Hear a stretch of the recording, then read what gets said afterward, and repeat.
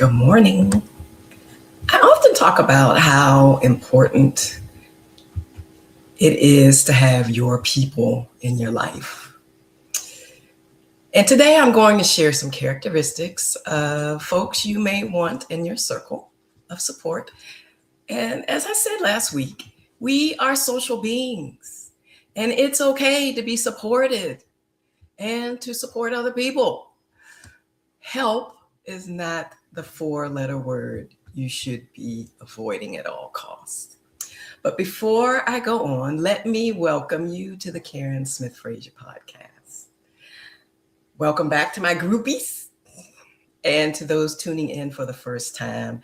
If you find value from anything I'm sharing today, please put a V in the chat. DM me later. Just somehow let me know so that I can continue this ministry, this work, and be a positive contributor in this online space. If this is your first time, as you guessed, I am Karen Smith Frazier, and I help people at life crossroads who feel unseen, misaligned, or stuck to stop shrinking and start living and live their true identity with clarity, courage, and trust to set new goals and go for them without feeling too guilty. All right, just gonna see. And if you're tuning in, let me know where you're tuning in from. All right. Great, welcome. So today's podcast is called My Friend Circle is Shrinking. Why is my friend circle shrinking? I'll be giving you some ideas of the types of friends that may be helping or hindering you on this life's journey. I use the word friends loosely, as you may have your own definitions for today. They can be individuals, small groups, or even communities. You get to choose who gets to fit into your story. For transparency, the tips I'm going to be giving today were inspired by my friends at Eden's Counseling and Therapy Group. Okay, so 3 characteristics of people you want to have around you are: 1, the supportive encourager. They're compassionate, empathetic, and positive. They're not the friends who are just about cheering you on. Yes, they'll do that. But these are folks who offer a space for you to just be you. They notice when something is off about you. You ever have that friend that's like, what happened? And you're like, nothing. And they're like, I know you. What's going on? That person. They celebrate your progress, even your small wins that you might have overlooked. And a couple of people come to mind for me. My oldest friend, Angela, who I don't need to see her very often, but she can tell in my voice when something's off. I got some other folks too in my community, my coaching community. Always Destined for Greatness is always giving somebody encouragement. So that was the supportive encourager. 2, the honest challenger. This person is who you want around who can give you constructive feedback without shutting you down. They're going to be honest with you, even if it's not what you want to hear, because they see more in you than you see in yourself. They have a great desire for you to grow and for you to succeed. So they're going to be honest about it, and they're growth oriented. They want to see you thrive and to recognize your own brilliance. They also may be the ones to call you out. Not if, but when you break promises to yourself. So when dealing with this person, I need to check myself, because emotions and moods can make the exchange go sideways. If the honest challenger is stressed, the criticism that they give may not be presented tactfully. It might be presented in a way that I can't receive it. And if I, the receiver of the challenge, is under stress or somehow distracted, the honest challenge may seem like my friend is just being mean. So, life coaches and even sports coaches have to deal with a lot of mood swings. But when we press on, we press on because we see how much growth you've made, and even if you don't see it, and the folks that I think of in this category for me are my life coach and my husband. But sometimes it's easier to take advice and this honesty from my coach because it doesn't have as much emotion tied to it. Okay, number 3, the uplifting inspirer. This person brings energy and positivity into your life. Have you ever met someone whose enthusiasm about life is contagious?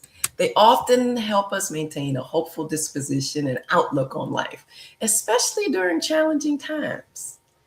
It's hard to not be motivated to do something, to take some action toward your goals, or even to get out of bed in the morning when you speak to this person.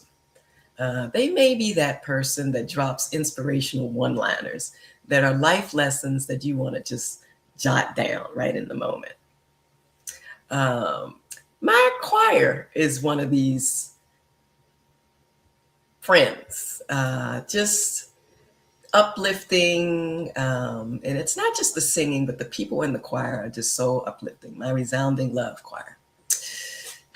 Now, can you identify a person or persons who fit these categories? The supportive encourager, the honest challenger, the uplifting inspirer?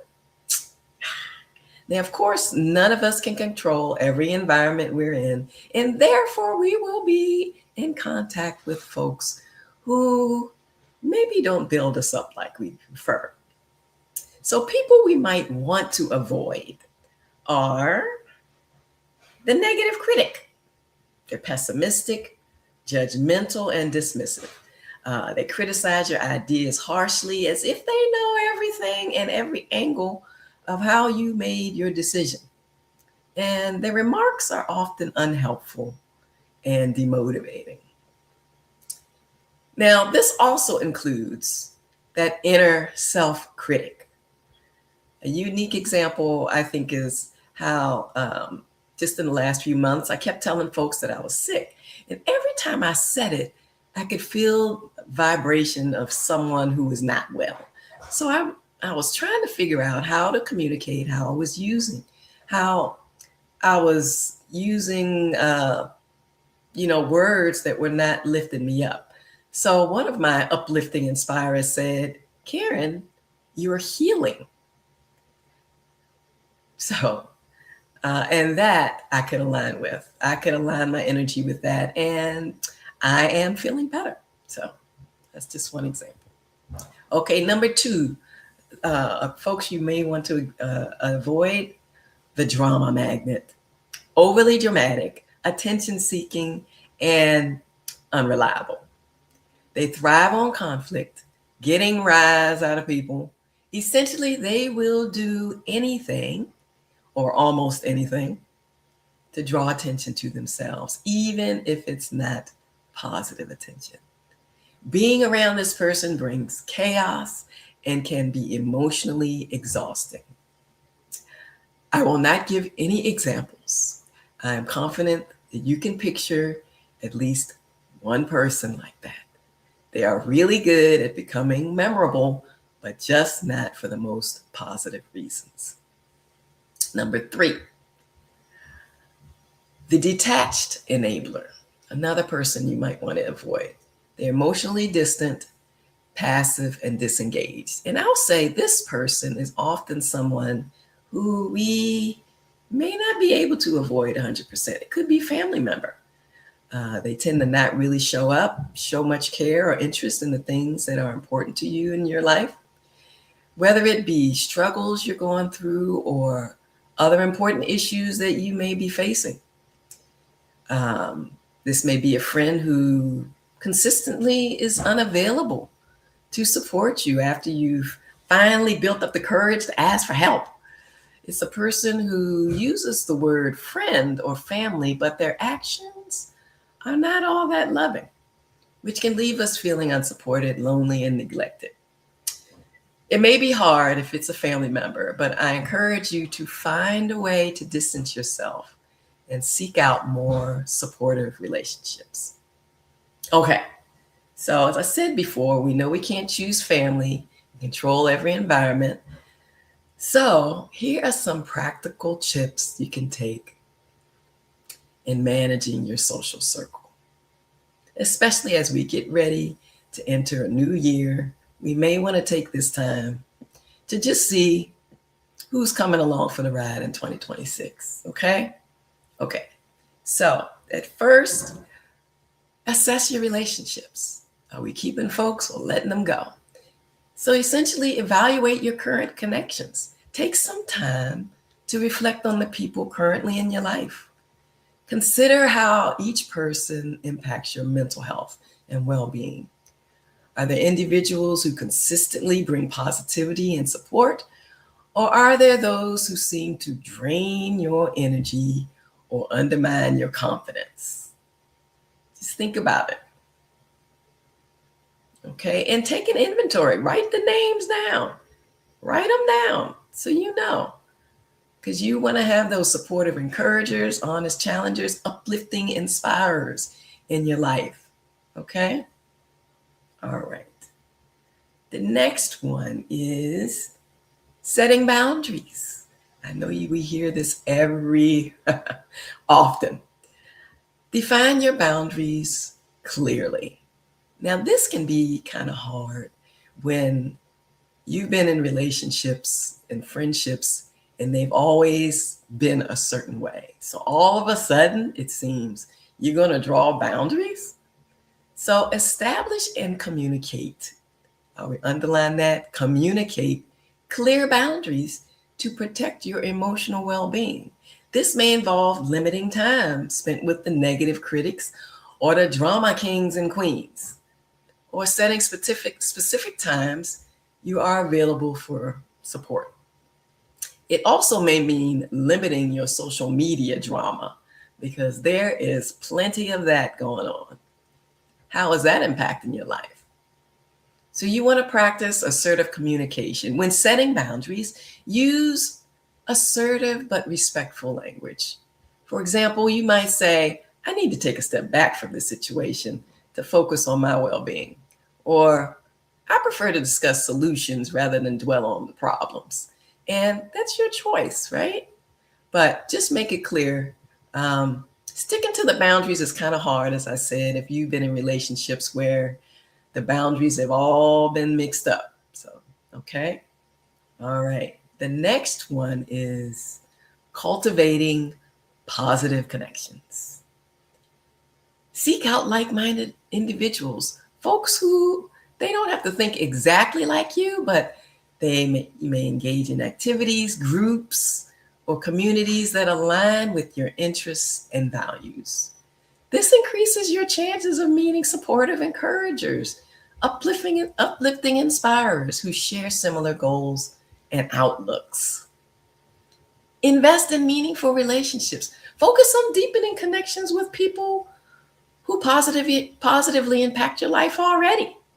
Spend quality time with them, engage in meaningful conversations, and show appreciation for their support and presence. And of course, you can be that positive influence. Strive to be the kind of person who exemplifies the qualities that you value in others. People see what you're doing and they're like, oh, I think I can do that too. Okay. Offer support, constructive feedback. Relationships evolve, and so do our needs and boundaries. So periodically, reassess your social circle and to ensure that it continues to support your mental health, your mental well-being, and your personal growth. Now, I'm hoping that you will just take a moment to just think about those people in your life. They're people who love you, and they're people who love you who don't support you in the way you want to be supported. And that's just reality. That is just reality. And taking these moments to just kind of reassess and to figure out who are those persons in your life who bring you energy, who inspire you, who encourage you, and who are those people who essentially put you down and second guess all your goals. And when they do give you criticism, it's just negative. There's nothing to feel like you can grow from. And so, yeah, taking this time to kind of figure out who your people are is important because we want to be prepared. Next week, it's going to be a new year. So I encourage you to do that. All right, that's it for today. I'm seeing I got a few people in my comments. Thank you for being here, Nettie. I appreciate you. Yes. All right. Great. Well, in the as we as we enter into this, yesterday was the shortest day of the year, so we have officially entered this season of light in all things. And in the midst of the day's challenges, this season's challenges, uncover your light, even if it's just a flicker. That just may be what somebody needs to make it through their day. So unleash your brilliance, uncover your light. The world is waiting for you. Happy holidays, Merry Christmas to those who celebrate, and for those who are traveling, I wish you a safe journey. And again, if you found value in this podcast, share it. It's going to be on YouTube. You can follow me. And if you would like to learn more about life coaching or just to dive deeper into this topic or others, DM me and I can send you a calendar link and we can connect. In the meantime, have a great day, a great week, and until next time, take care.